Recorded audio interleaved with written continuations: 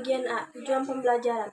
Melalui kegiatan praktikum dan diskusi berbasis pembelajaran mendalam, peserta didik mampu memahami konsep tekanan hidrostatis serta menerapkannya untuk menjelaskan fenomena bejana berhubungan dan pengaruh fluida terhadap gaya berat benda secara kritis, analitis, dan kolaboratif. B. Profil pelajar yang dikembangkan. Yang pertama, berpikir kritis dalam menganalisis fenomena fisika. Yang kedua, kolaborasi dalam kegiatan praktikum kelompok. Yang ketiga, kreativitas dalam menarik kesimpulan dari hasil pengamatan. Dan yang terakhir, komunikasi ilmiah melalui diskusi dan laporan praktikum. Bagian C. Pertanyaan pemantik atau deep learning. Yang pertama, mengapa permukaan air pada bejana yang berbeda bentuk dapat memiliki ketinggian yang sama?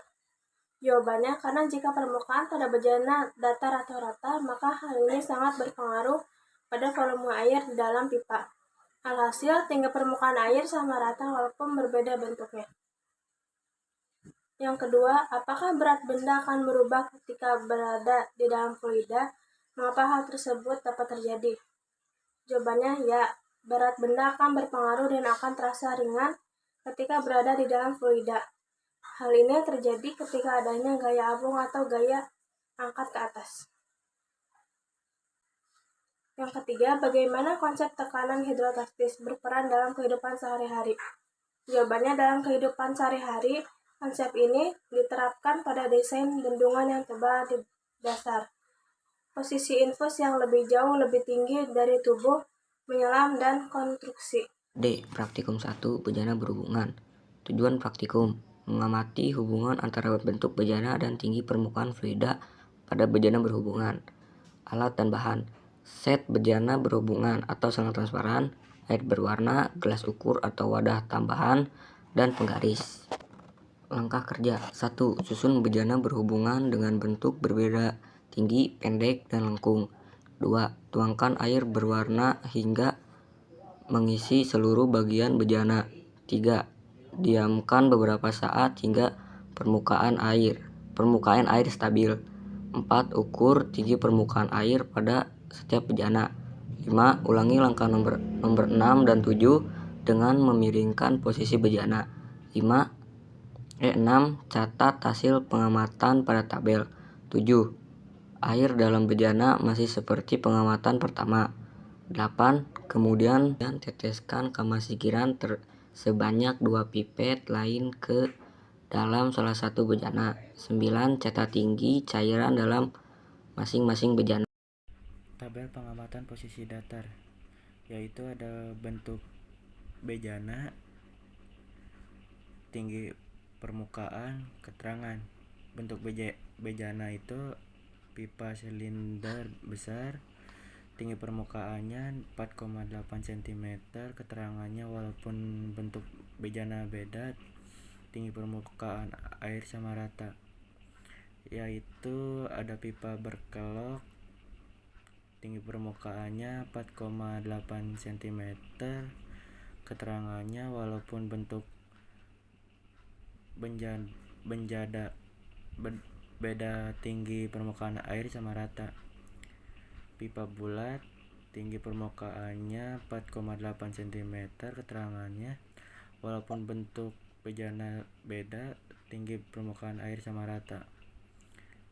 Yaitu ada bentuk bejana pipa silinder kecil, tinggi permukaannya 4,8 cm, keterangannya walaupun bentuk bejana beda, tinggi permukaan air sama rata.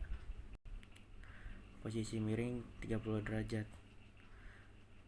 Pipa silinder besar, tinggi permukaannya 5,2 cm, keterangannya semakin tinggi bejananya semakin tinggi juga permukaan airnya. Pipa berkelok, tinggi permukaan 5,9 cm, keterangannya tinggi permukaan airnya lebih besar dibanding pipa silinder sebelumnya. Pipa bulat, tinggi permukaannya 5,2 cm, keterangannya tinggi permukaan air semakin rendah. Bentuk bejana pipa silinder kecil, tinggi permukaannya 5 cm, keterangan bentuk bejana ini berada di sudut paling tinggi dan tinggi permukaan airnya paling rendah. Pada bentuk bejana ada pipa silinder besar, tinggi permukaannya 7,6 cm, keterangannya tinggi permukaan airnya meningkat. Yang kedua ada pipa berkelok, tinggi permukaannya 7,8 cm, tinggi permukaan airnya lebih meningkat daripada silinder besar karena ditambahkan cairan. Yang ketiga ada pipa bulat, tinggi permukaannya 8,3 cm, dan keterangannya tinggi permukaan airnya lebih meningkat karena terdapat tekanan. Yang keempat ada pipa silinder kecil, tinggi permukaannya 8, cm, tinggi permukaan airnya sedikit. Pertanyaan analisis yang pertama, apakah tinggi permukaan fluida berbeda pada setiap bejana pada setiap tabel setiap pengamatan? Jelaskan. Jawaban yang pertama, pada posisi datar atau sejajar, tinggi permukaan fluida sama pada semua bencana. Meskipun bentuk bencana berbeda, ini menunjukkan bahwa bentuk bencana tidak mempengaruhi tinggi permukaan fluida selama kedalamannya sama. Jawaban yang kedua, pada posisi miring atau 30 derajat dan saat ditambah cairan, tinggi permukaan fluida berbeda pada setiap bencana. Hal ini terjadi karena posisi dan volume cairan mempengaruhi kedalamannya pipa fluida di setiap bencana. Pertanyaan analisis yang kedua adalah apa yang dapat disimpulkan tentang tekanan hidrostatis dari hasil pengamatan Anda? Yang pertama, tekanan hidrostatis bergantung pada kedalaman cairan, massa jenis cairan, dan percepatan gravitasi, bukan pada bentuk bencana. Semakin dalam suatu titik di dalam fluida, semakin besar tekanan hidrostatisnya. Nomor kedua, apa yang dapat disimpulkan tentang tekanan hidrostatis dari hasil pengamatan Anda? Tekanan hidrostatis bergantung pada kedalaman cairan, massa jenis cairan, dan kecepatan gravitasi, bukan pada bentuk bencana. Semakin dalam suatu titik di dalam fluida, semakin besar tekanan hidrostatisnya. Kesimpulan praktikum 1, dari praktikum ini dapat disimpulkan bahwa tinggi permukaan fluida pada bencana berhubungan tidak dipengaruhi oleh bentuk bencana, tetapi dipengaruhi oleh kedalaman fluida dan posisi bencana. Tekanan hidrostatis hanya bergantung pada kedalaman fluida, massa jenis fluida, dan gravitasi. Semakin besar kedalaman fluida, maka semakin besar tekanan hidrostatis yang dihasilkan. Kesimpulan dari praktikum 1, dari praktikum ini dapat disimpulkan bahwa tinggi permukaan fluida pada bencana berhubungan tidak dipengaruhi oleh bentuk bencana, tetapi dipengaruhi oleh kedalaman fluida dan posisi bencana. Tekanan hidrostatis hanya bergantung pada kedalaman fluida, massa jenis fluida, dan gravitasi. Semakin besar kedalaman fluida, maka semakin besar tekanan hidrostatis yang dihasilkan. Praktekum 2, pengaruh fluida terhadap gaya berat benda. Tujuan praktekum menganalisis pengaruh fluida terhadap pengukuran gaya berat benda atau gaya apung. Alat bahan: 1. Dinamometer atau neraca gas. 2. Benda padat, misalnya balok, logam, atau batu. 3. Gelas ukur atau wadah berisi air. 4. Benang. Dan terakhir adalah kerja. 1. Ukuran berat benda di udara menggunakan dinamometer. 2. Masukkan benda ke dalam air tanpa menyentuh dasar benda. 3. Catat berat benda ketika berada di dalam air. 4. Hitung selisih berat benda di udara dan di dalam air. 5. Diskusikan penyebab perbedaan hasil pengukuran. Tabel pengamatan volume air dalam gelas 90 ml sebelum diisi benda. Nama benda yaitu ada beban kecil, terus ada berat di udara, 0,8 Newton. Benda di dalam air berat 0,8, volume air 90 mili, selisih gaya berat on, yaitu ada nama benda beban sedang, berat di udara 0,9, beratnya 1,2, volume air 120 mili, selisih gaya berat 0,3. Beban sedang 2,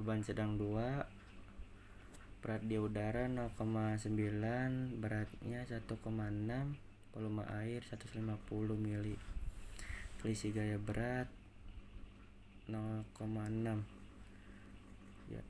yaitu ada nama benda beban besar, berat di udaranya 1,8, berat 2,4, volume air 160 mili, selisih gaya berat 0,7. Pertanyaan analisis 1. Mengapa berat benda di dalam air lebih kecil dibandingkan di udara? Karena ketika benda dimasukkan ke dalam air, benda mendapat gaya apung, gaya ke atas, dan dari air gaya apung ini mengurangi berat benda yang terukur, sehingga berat benda di dalam air tampak lebih kecil daripada di udara. 2. Gaya apa yang bekerja pada benda ketika berada di dalam fluida? Gaya berat gravitasi arah ke bawah, gaya apung, gaya Archimedes arah ke atas. Nomor ketiga, bagaimana hubungan gaya apung dengan volume benda yang tercelup? Gaya apung berbanding lurus dengan volume benda yang tercelup dalam air. Artinya, yang pertama, semakin besar volume benda yang tercelup, semakin besar gaya apungnya. Yang kedua, semakin kecil volume yang tercelup, gaya apung semakin kecil. Nomor keempat, sebutkan contoh penerapan konsep di dalam kehidupan sehari-hari. Yang pertama, kapal laut bisa mengapung di air meskipun masanya besar. Yang kedua, kapal selam yang naik dan turun di laut. Yang ketiga, pelampung renang. Yang keempat, balon udara. Yang kelima, hidrometer untuk mengukur massa jenis cairan. Kesimpulan praktikum kedua, benda yang dimasukkan ke dalam air mengalami gaya apung yang arahnya ke atas, sehingga berat benda di dalam air menjadi lebih kecil dibanding di udara. Besarnya gaya apung dipengaruhi oleh volume benda yang tercelup dalam fluida. Semakin besar volume benda yang tercelup, semakin besar gaya apung yang diterimanya.